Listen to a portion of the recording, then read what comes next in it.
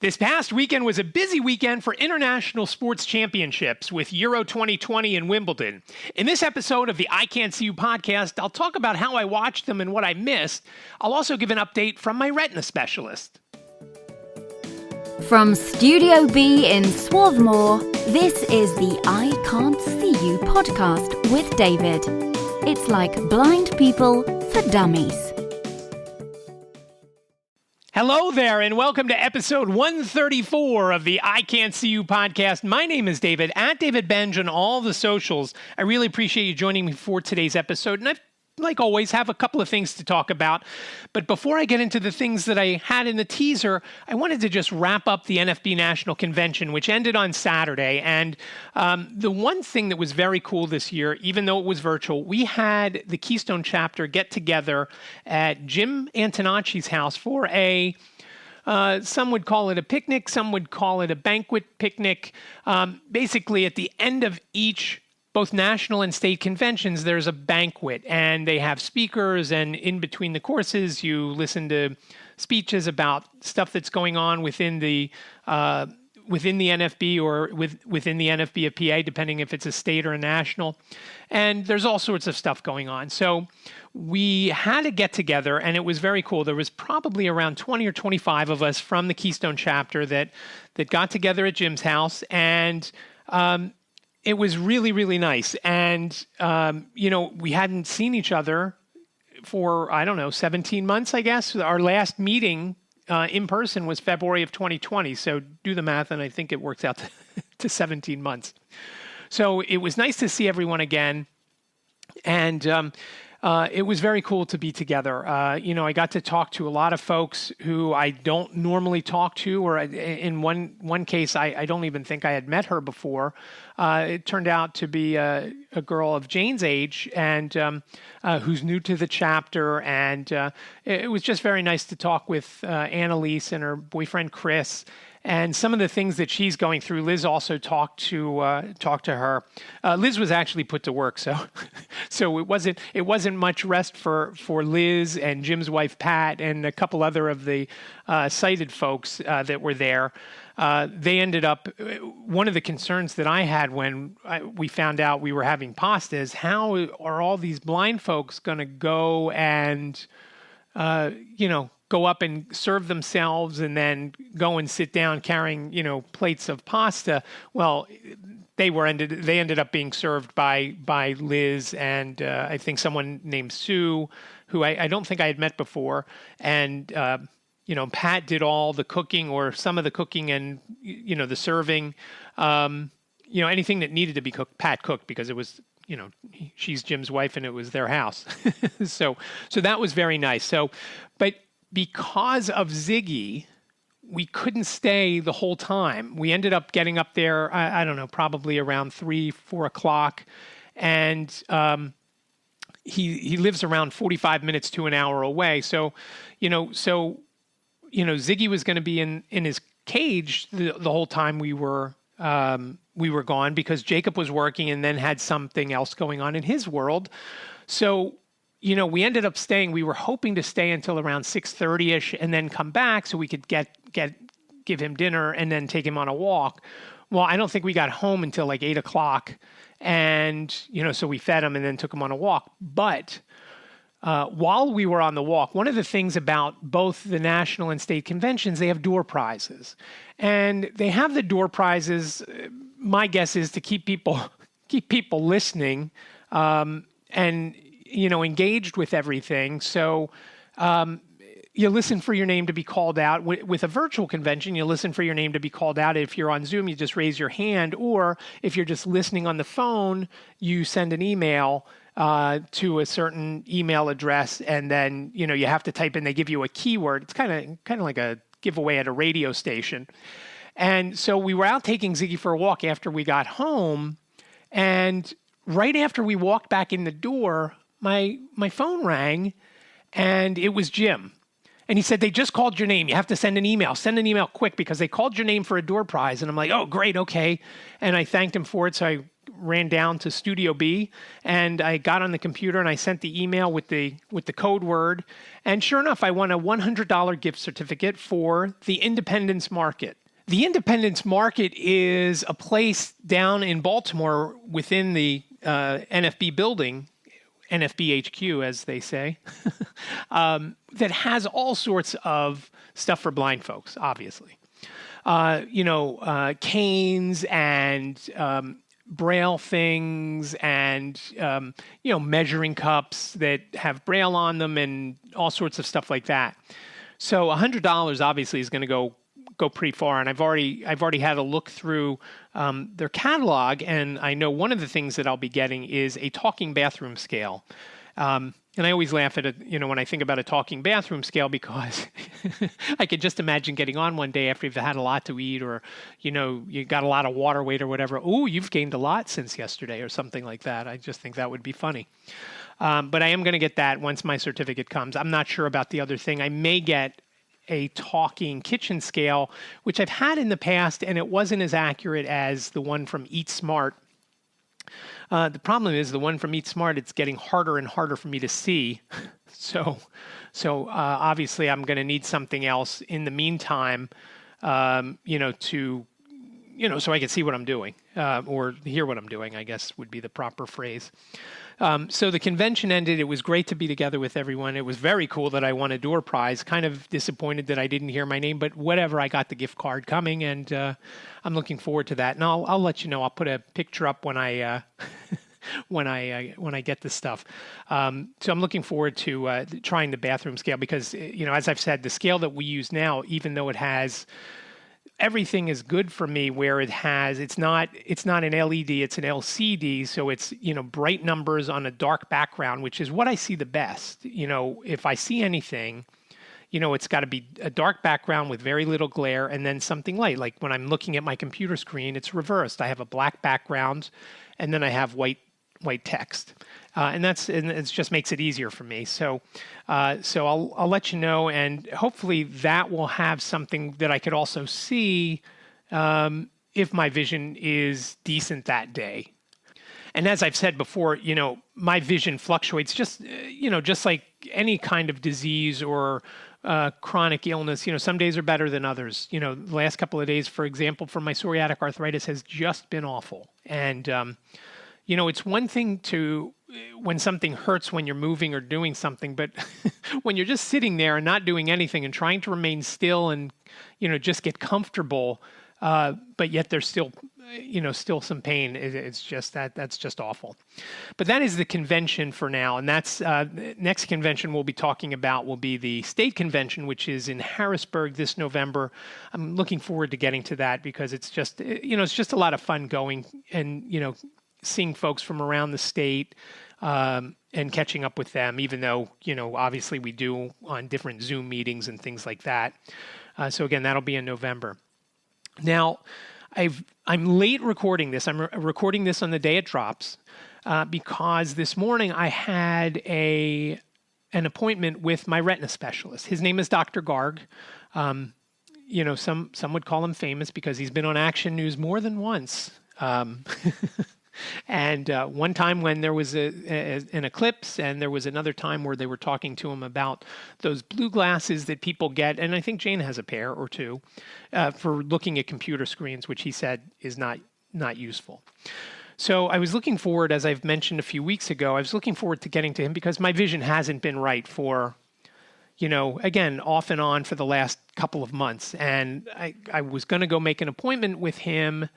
And then I saw that I had one scheduled. So I just, I'd hoped that whatever was going on would not get worse while I was waiting to get to this appointment. So today, the 15th of July, I got to see him. And it was good news and bad news. When the way his office works, it's a little bit different from other eye doctors that I go to. Usually when I go to an eye appointment, you go into one room, they check your pressure, they check your vision, they ask you any medicines different, so forth and so on. In this office, because it's so busy, and it is crazy busy in there, you see one person and you go into one room to get the eye pressure check and the vision check. And then you come out of that room, go back to the waiting room, and then he always does what's called an OCT scan for me, which they take pictures. And I'm going to post on Instagram today. I have a picture of me in front of my scans on a computer screen in the background. So you can have a look there. Again, just like all the other socials, at David Benj on Instagram. Then you go back out to the waiting room after the girl's name was Rachel today. She took my pictures. I'm not sure I was smiling or not, but I had a mask on, so you couldn't tell. And it's just, of course, of my eye, so it didn't matter. And then you get called back into the office where Dr. Garg comes in. So when I went in, and a funny story, when I went into the first room where they were it was a guy, and I don't remember his name if he gave it. He said, okay, we're going to go in here. And he didn't tell me where here was. And I said, did you just point? And he said, yeah. He said, I'm sorry. I said, I kind of figured because I could tell you had turned your head to, kind of gesture that way. And so I went to the left, my left, his right. And I found the seat and, we laughed about how he pointed for me. And then the first thing he did was check my vision. And, the most I ever see is the SL line in this office. And the SL line is the 2200 line. But the first thing he put up was the E. And I could tell it was an E, but I couldn't really see it. If I didn't know it was an E, I don't know that I would have been able to tell you what it was. I'm good at guessing at things, but I couldn't, I definitely didn't know. And same thing. And then he showed me the 2200 line, which I knew was an S and an L. The S, there's no way I ever would have been able to guess. The L, I could kind of make out again because it had a hard angle. Again, though, if I didn't know it was an L, I might have thought it was a box, or something like that. So I could tell my vision wasn't as good. And, then I talked to this guy and he, put some things down. He, asked about, like I said, about what medicines I'm still on and so forth. So, so I knew right away there was an issue, that something was up. So I went back and then, back in and like I said, Rachel did the scan, the OCT scan. And then finally I got to go back to see Dr. Garg.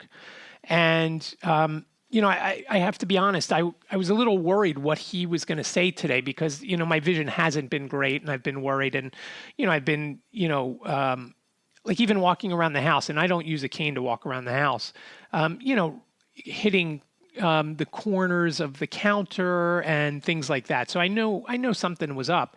And the thing that really sucks about hitting the corners of the counter or if a door is slightly open or a cabinet, when I hit it with my hands always hurt, my hands and wrists. So just like the slightest tap, it just is excruciating.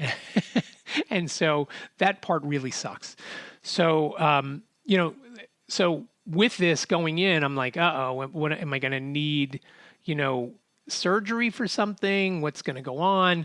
And so when Dr. Garg came in, and Dr. Garg sometimes does listen, he told me he gets the notifications every time a new episode drops. So, hopefully he's listening to this one because he's also the one, he's probably the only eye doctor that I've been to during the pandemic. I don't think I had one scheduled with my cornea guy that got canceled because of COVID. And then when they wanted me to come in, Liz wasn't available. Liz was at school. And, I couldn't do it because I didn't want to get on SEPTA, which is the regional rail, to go into Center City, Philadelphia, and do that. He has other offices, but they're even more difficult to get to than that. I could have gotten into an Uber, but it would have probably been a $40 or $50 Uber ride to go to one of the other offices. So I haven't been to see my cornea guy, and I may have been to before Dr. Garg last year, I may have seen my glaucoma guy, Dr. Pro. I saw him sometime last year. I just don't remember when. So one thing Dr. Garg said, and And it's kind of like almost my family's mantra. I've never seen anything like that, or everything looks good to me. So it's something else. And that happens. Jane called me a while ago, and I think it was when she was at a doctor, and she said, I've never seen something like this happen, or something like that. And we get that all the time ever since I had the video store, and probably before that. It's just funny, because we get that so often. And so with the appointment today, I'm worried. And then I started thinking, how many surgeries have I had? I'm not sure if my next one will be 18 or 19. And I honestly thought that he was going to say, oh, this is what's happening. Because, besides my vision being a little funny, and he told me in the past that even just a slight variant of my vision, it would, seem like a lot to me because I have such little vision. But at the bottom of my eye, it kind of reminded me of when I had the detached retina a few years ago. It's not a curtain, but there's almost like a line, like an outline from one side of my eye to the other. Kind of like the stroke on a font. It's just thin, but it looks like sometimes it almost looks like there's fluid. Now today, Dr. Garg did notice that my cornea was a little swollen, and we talked about some things with that because a week or two ago I was watching TV, and I don't know if there was something funny that came on, but something made my eye tear. It wasn't sad. Don't worry, I don't cry at things like that. Although if you would see me when my eye does that, you would think I'm I'm crying.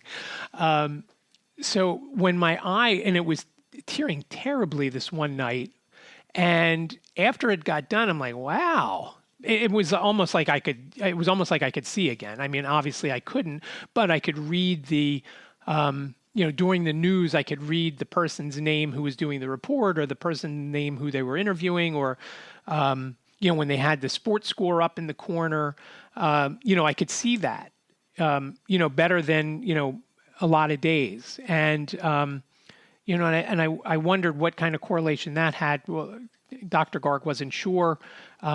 And so that would be the cornea specialist. Now, another thing about Dr. Garg, I usually come out of appointments with him with a great phrase. One of the first times I saw him, he used the phrase "cuckoo bananas," describing something. I don't even remember what he was describing in my eyes. Whatever it was, it wasn't cuckoo bananas. And so I always look forward to going to him because he always has a funny phrase that always sticks with me.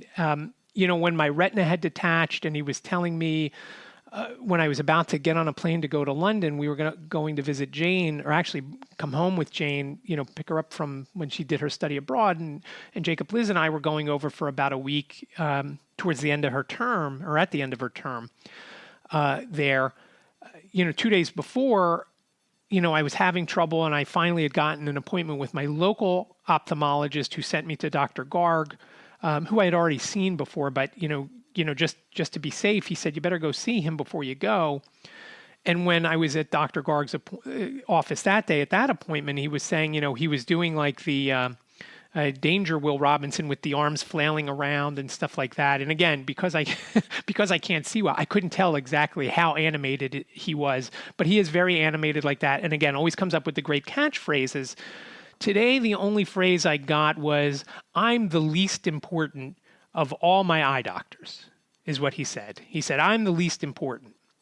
He said, the cornea guy, who is Dr. Ayers, he can fix whatever, whenever. That doesn't leave permanent damage, he said.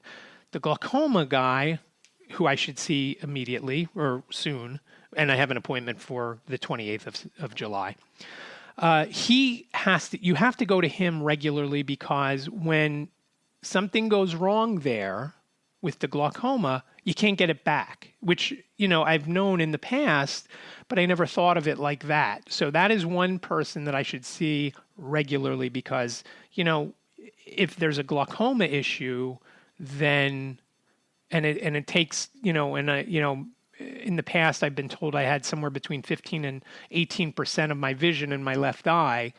If it's 18 and it drops to 17, I'm not going to go back to that 18 if it's glaucoma related. So I knew, like I said, I came home and made that appointment. So Eileen, if you are listening, it doesn't matter how crazy you sound. If you're seeing floaters, go to the eye doctor. Go to an ophthalmologist. Don't go to an optometrist. Go to an ophthalmologist and get it checked, because if you see floaters, and floaters, I used to have them a lot as a kid, especially. And, in fact, it almost became a game when I had a bunch of floaters. I would spin my eye around, if you do like in those horror movies where your eye spins around crazy, the floaters would then, you'd see them fly off, they'd spin around like you're flushing something down the toilet, and then they fly off to the edge, to clear them out of the way, because I didn't drive for many years, but when I did drive, and I was only able to drive during the daylight hours, I would get them, and sometimes I thought something was running out into the street, and which of course, could be dangerous, because if I slammed on the brake for a floater, I wasn't going to hit a floater because it was in my eye, not in the street. So looking back on it, driving was not the right thing for me. I liked it and I missed it once I couldn't do it. But definitely shouldn't have probably ever driven. But that's a story. That's a story for another day. So that's what's happening with my vision. And again, if you've got something going on with your eyes, Eileen, or anybody else, go see somebody just to make sure it's not, something bad. Because if it's something bad, you lose it and you can't get it back. You'll be maybe a co-host of the iCantCU podcast, and I kind of like doing it by myself. So that's the recap of the appointment today. Again, my fingers are crossed that it's not a glaucoma thing and that I don't need to have any kind of other surgeries. Hopefully, maybe it's just the cornea thing, and, we'll see what happens in a couple of weeks when I go see Dr. Pro, who I also like. I like the three guys that I have as the specialist: Dr. Pro, Dr. Ayers, who's the cornea guy, and then Dr. Garg. So I'll of course let you know once I go to that, and hopefully I won't be talking about anything crazy and out of the ordinary. Just some things that some meds could help or something like that. Because right now the only medicine that I take for my eyes, I take a steroid because of the transplant I had, whenever that was, 2008, I guess. Yeah. So wow, 13 years ago this December, and I take Restasis, which, a lot of people take. It's for dry eye, which is another issue that I have. And I guess has always been a problem, but I've only been taking Restasis for 7 or 8 years, I guess. So that's the eye update. Now, it is the iCantCU podcast. So I do want to talk. I know not everybody digs sports, but I do. And I'm going to talk about sports now because this is another thing that I knew that my vision was funny. Sunday morning, I turned on the TV to put on Wimbledon, and it, I'm getting terrible with remembering things are on TV, and then hey, I want to remember to watch that. I kept forgetting about all the Euro 2020 games, and I know it's 2021, but it was supposed to be last year. I kept forgetting about them, and then when I remembered, it was down to like the quarterfinals or something. I would remember to put on a game. But I guess I was getting out of the shower and I had 10-10 wins on, and, the sports guy was talking, giving Wimbledon updates, and I'm like, oh yeah, I forgot. So when I got out of the shower and got downstairs, I put it on. And I am not huge into tennis. I mean, if I could play it, I'd love it, because who doesn't love hitting a ball around? It's like baseball without having to play defense. I'm watching, and I don't think I watched any of the other parts of the tournament. And so I put it on and I'm watching. And, one thing with tennis, when the action is happening, nobody is talking. So I had to know who was serving. Was it Djokovic or the Italian guy? And if I knew it was Djokovic, so I'd hear that hit, and then here the other guy hit it, and then here Djokovic, and then back and forth and back and forth. But if it was a long volley, I would lose track of who was hitting it, because maybe the dog would come over to me and want to play around a little bit, or Liz would say something to me. So then and of course I have it on the TV, but if the ball was out, I didn't know which end it was out of. I just couldn't see the motions enough. Like when I watch hockey, I used to be able to tell by, somebody's reactions or motions. And it's getting to the point where I can't even notice that. Now, this year, as we're watching, in fact, Liz sat down and started watching with me, there was one instance, or maybe it was more than one, where the ball hit the net. The ball was hit into the net. But I didn't know which side it was hit into, because both ball girls or boys ran across. So I didn't know which one picked it up. So I didn't know. So I had to say to Liz, what happened there? And Liz is very good at descriptive services. She's no Roy Samuelson, but she is good with that. And I'll talk about something else on TV in a minute about that. Again, I try to watch the reactions. And then when it was championship point, and I guess it was, there were 4 or 5 championship points, and Djokovic finally won, I could tell by his reaction. Liz said, that was Djokovic's point. And I told her I could tell, because at that point he was, I saw his arms go up in the air, and then he flopped down on his back, and I could tell that. And again, tennis is fairly quick, and I get it. I just, I can't see it that well anymore. And it's kind of funny. It reminded me, I was contacted. I did the contacting. There was a student. I don't know if it was a graduate student. I kind of think it was. I think she went to NYU. That was doing a study on tennis and blind and visually impaired folks, watching tennis. And, I reached out to her and said, look, I'm not a huge fan, but I usually watch the majors. I love the Australian Open, because it's usually in the middle of the night when everybody's asleep, and I, would put it on. I used to put it on when we lived in media. I'd be doing the dishes and I'd have that on, and it was great. And I could listen to it while I did the dishes. And again, my vision was a little bit better then. So I could look over at the little TV if I wanted to see the replay of what just happened. And again, with tennis, you always hear, the score read out. So as long as you know who's serving, you kind of keep abreast of it that way. But she hasn't contacted me again since, I don't know, I guess it was sometime last year that we went back and forth, and maybe she had enough participants at that point.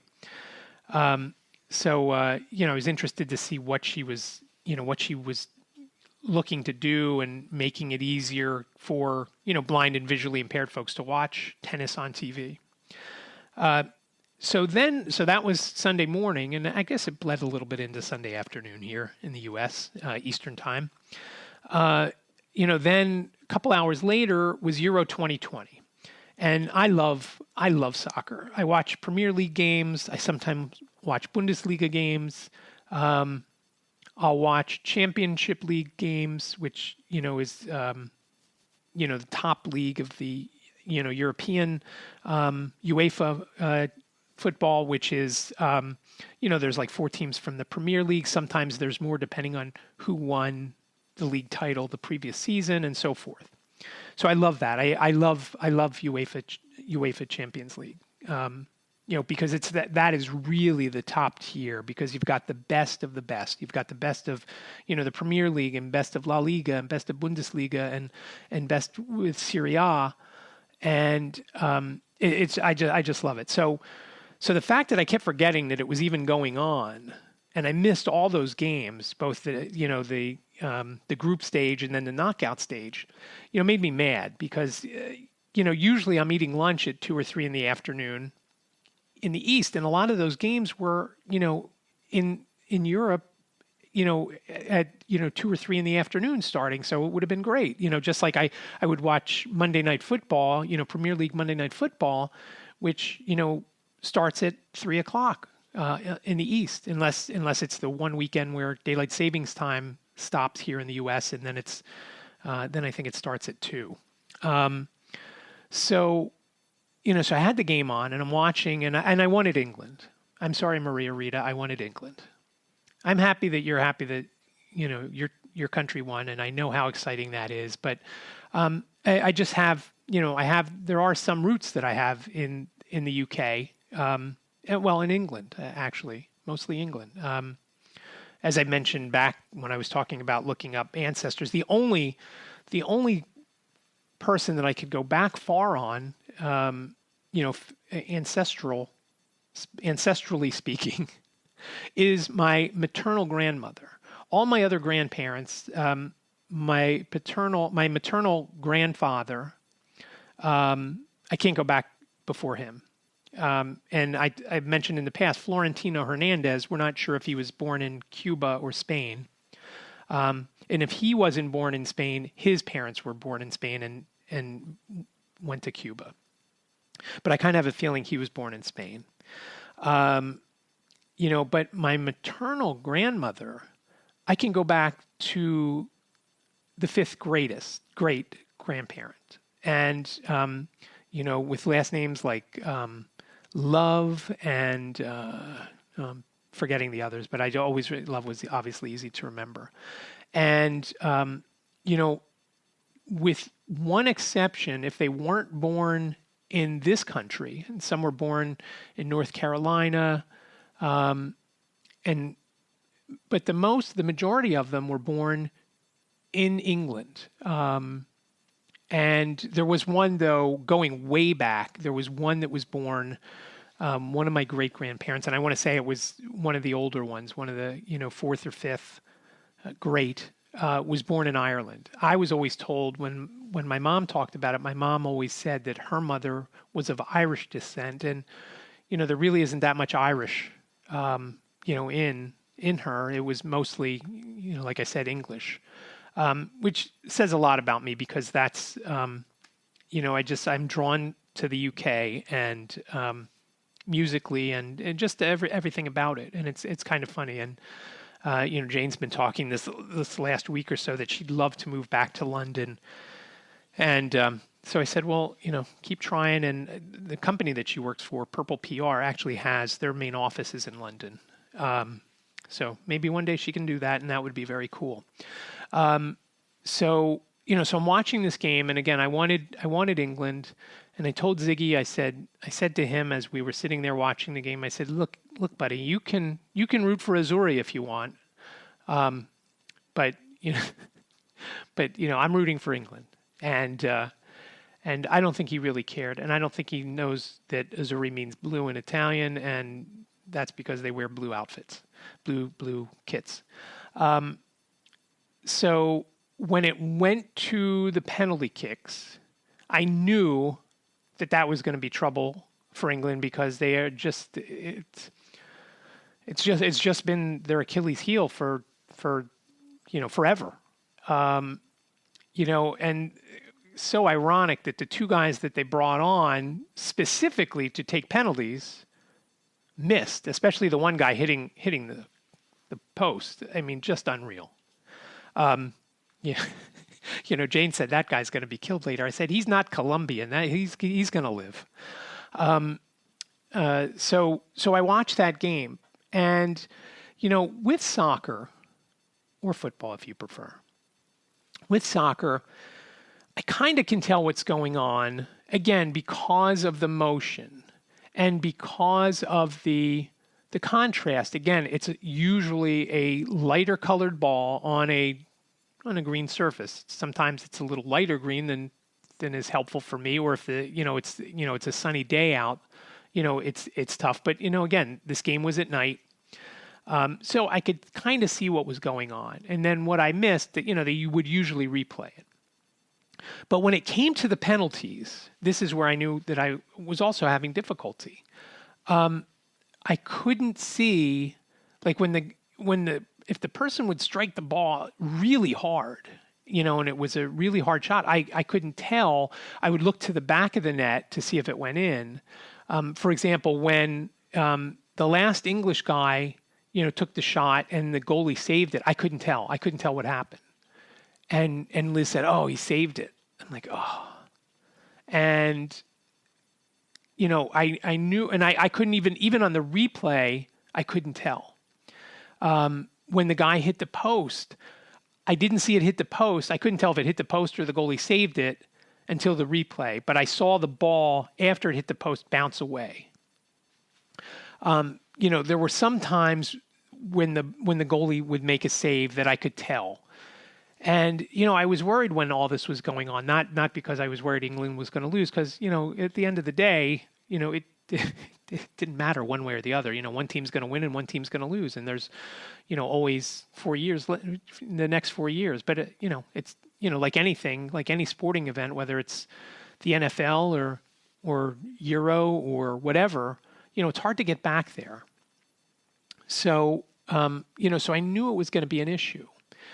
And while I'm watching, I'm thinking, I wonder if this were on the radio, would it be easier to have followed? And same thing with Wimbledon. I know I've been in the car in the past listening to different sporting events and thinking about the World Cup a few years ago. We were going somewhere and we put a game on. And I remembered saying to Liz, how much easier it was for me to follow on the radio, because they're they have to be very descriptive to tell you what's going on, because unlike when I'm watching on TV, no one can see it when it's on the radio. If they're listening, they can't see it. So what I'll do the next time, we have an Amazon Alexa device in our kitchen, which is right next to our living room. I may try and put that on to see if whatever event I'm watching is on the radio on either Sirius XM or one of the, iHeart Radio or Odyssey or whatever, one of those channels. If I could find it somewhere, it just might be better for me, especially if it's synced with the actual action. It's not delayed. Like sometimes with TV, there's a couple of second delay. If it's timed the same, I could leave the picture on, turn down the sound, and, just listen on radio, because again, the radio is more descriptive. I found that watching, the Stanley Cup finals, and it was just easier. Now the Stanley Cup was a little bit easier for me to follow, because the guy doing the play-by-play was pretty descriptive. And, it's such a huge thing, but again, thinking of Wimbledon, I was thinking of it the other night. Liz and I love Handmaid's Tale, and we just started watching. Jane didn't like it, so we waited until she moved back to New York to watch. And so we've been watching, and I think we're like 5 episodes in now. But there are long stretches of that there's you just hear stuff going on. There's, and I constantly... if I'm eating or drinking something and I don't know what's going on, I point my finger to the screen and I do like a little hand motion, and Liz will tell me what's going on or who it is. That's a big thing. I can't tell the difference between a lot of the people, in that show or any show for that matter. But there's long stretches where there's no dialogue, so I have no idea what's happening. And so I was thinking about that, the other night, and I was thinking about Wimbledon. I don't know if Wimbledon is available on radio or not. And I don't know how. I don't know that I've ever listened to tennis on the radio. I just think that would be interesting to think about, to listen to and see if it is. I still don't think I'd watch, or listen to anything but the majors, the Grand Slams. But I don't know. Again, I like sports. I'm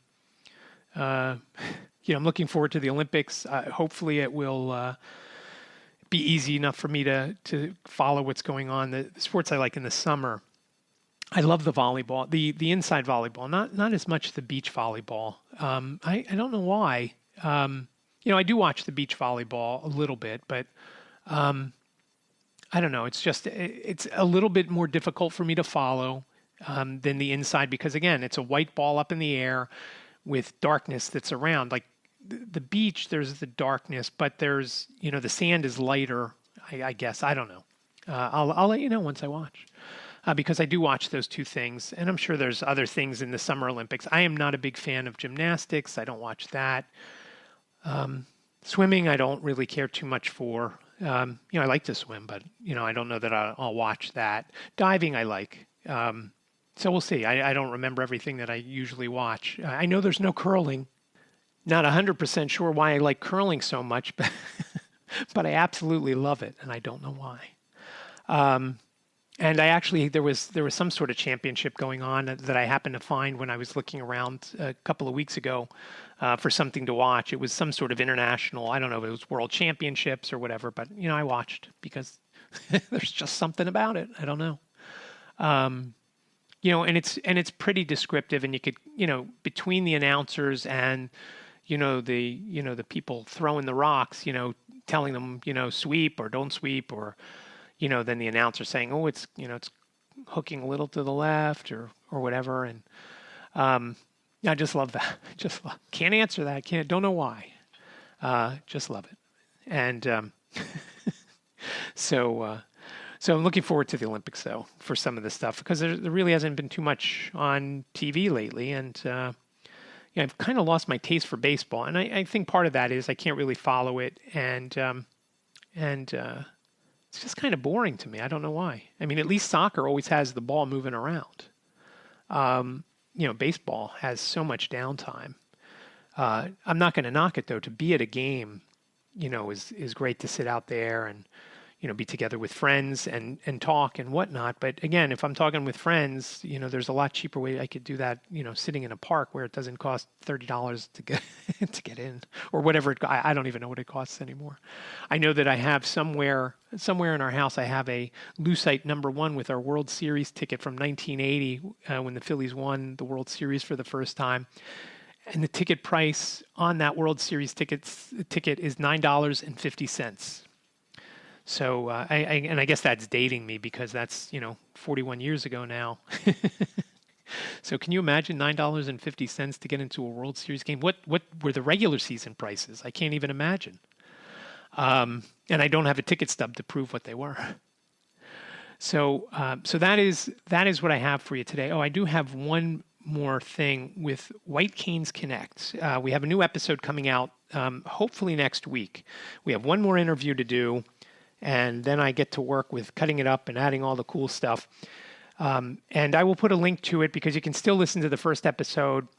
I will say the URL now. It's nfbp.org/whitecanesconnect, or you can just use the link that I've created from my website, iCantCU.com/WCC.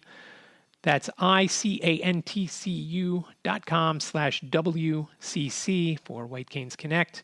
That will get you over there. It is not a podcast yet. That is my task for this month, to get that listed on Apple Podcast and then every place else. So you can just subscribe to it. And again, if you're not visually impaired, I don't know that, what we're talking about there would interest you, but it might. This month's topic for episode 2 of White Canes Connect is going to be on the National Convention. We've talked to a couple of folks, one of them being Jim Antonacci, whose house we were at the other day, and Connie Hsu, longtime veterans of national conventions, and talking about what they do when it's in person and how it's different when it's virtual, and as well as tips on what to do when at the convention. And again, it is a learning process that you learn so much stuff about what's going on within the NFB, as well as just about being blind and visually impaired. We're also talking to Addison Lemon, who is I think it was her first convention. She is a scholarship winner, and she's 17 years old. She graduated high school this year. She's going to college, and we talk about the NFB and how she liked the convention and what she thought of it and so forth and so on, as well as, how they're making accommodations in her classes and at school for her when she goes to Robert Morris in the fall. And we'll also be talking to Lizzie Mohammed, who is also a scholarship winner. Now, even though the show is based for NFB of Pennsylvania folks, Lizzie actually now lives in Maryland. She grew up in Pennsylvania and is a longtime member, even though she's also young, not 17, but still pretty young. I mean, listen, I'm 56, so just about everybody's young to me. So that's what we're basically going to talk about. We're also going to talk about, we also touch base with what's going on with the different chapters within the NFB of Pennsylvania. For example, the state each year, twice a year, they do these raffle tickets. And I like doing it because it feels like I'm running numbers. You get a raffle ticket. It has a 3-digit number on it. And what this ticket does, let's say it's 1, 2, 3. It's $5, and we're starting to sell them for October. And so when you buy this ticket, you get this 3-digit number for every evening drawing in the Pennsylvania lottery. 3 digits, obviously. So if that number comes up, if 1, 2, 3 comes up, and that's your number, you win $50 if it's Sunday through Friday. If 1, 2, 3 comes up on Saturday, it's $100. And once you fill out the ticket and send it in with your payment, you don't have to do anything. You don't have to watch to say and claim a prize or anything. The NFB of Pennsylvania just sends you a check, and so it's very cool. I've done it the last few years, and I've won. I don't know if we won twice or more or less. I've won at least twice, and it's very cool to get that check in the mail because I don't look at the numbers every day. It's easy, and I usually take 10 tickets, and and then hope for the best. Now, the 10 tickets that we have this year are in sequential order, and I don't know what they are. Liz has them, and we didn't, we picked them up at the Keystone Picnic. So if you're interested in that, please reach out, and I will certainly get you the ticket. In fact, we could probably do it without having to send you the ticket. You fill it out and then us send it in.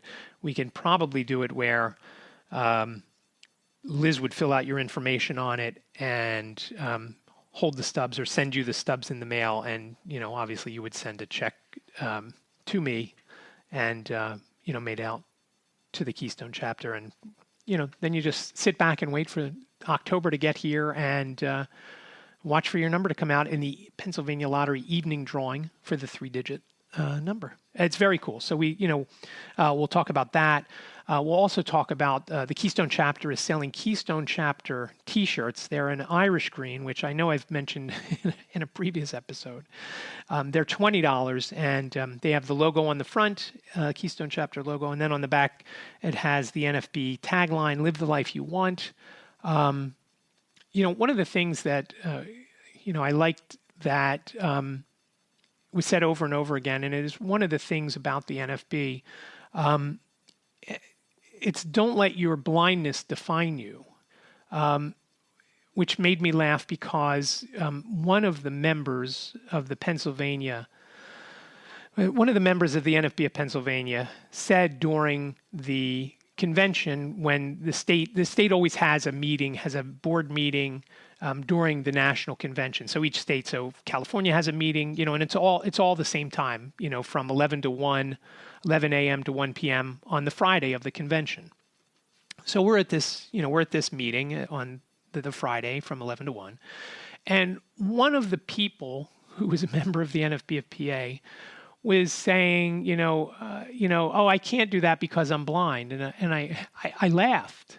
And I'm pretty sure I was muted, but I laughed because I don't know what she thought everybody else was.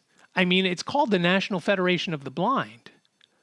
And yes, if you're sighted, you can certainly join even if you don't have any kind of visual impairment. But it just made me laugh. And I texted my friend Lisa, and she started laughing because she said, I was just saying something to you about that because she heard it also.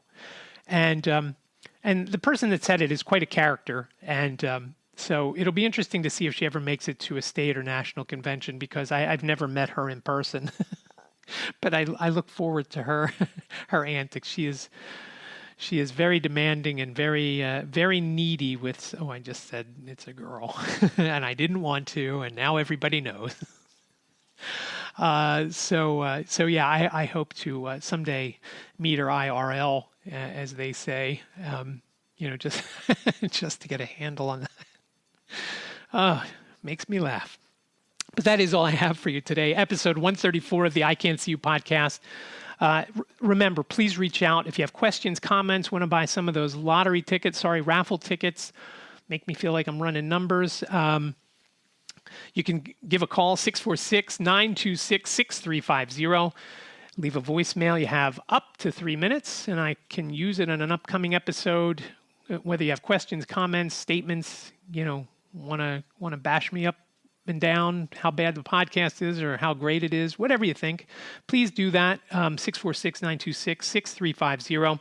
Also, you can reach out via email, iCantCUpodcast@gmail.com. Remember, iCantCU sounds like a whole sentence, but it is only 7 characters long. iCantCU podcast@gmail.com. And as always, show notes over at iCantCU.com. This one is, again, episode 134. iCantCU.com/134 is where you'll find the show notes and links that I've mentioned. And I really appreciate you listening today. Reach out also on the socials. And I hope you're staying safe. I hope you're masking up when you go out, just in case you don't want to get that Delta or Lambda variant. I don't know why, I don't know the Greek alphabet. I don't know why we just couldn't stick with the countries. I don't know why that gave such a stigma. Remember, Delta is India, Lambda is Peru. What does it matter where it came from? I mean, people seem to get all bent out of shape, but sorry, I'm going off on a rant and I want to get out of here. And I know you do too. So again, I appreciate listening. Please stay safe, be well, and I'll talk to you next week. Thank you for listening to the I Can't See You podcast with David. Please rate, review, and subscribe to the podcast wherever you listen. And don't forget to share the podcast with your friends.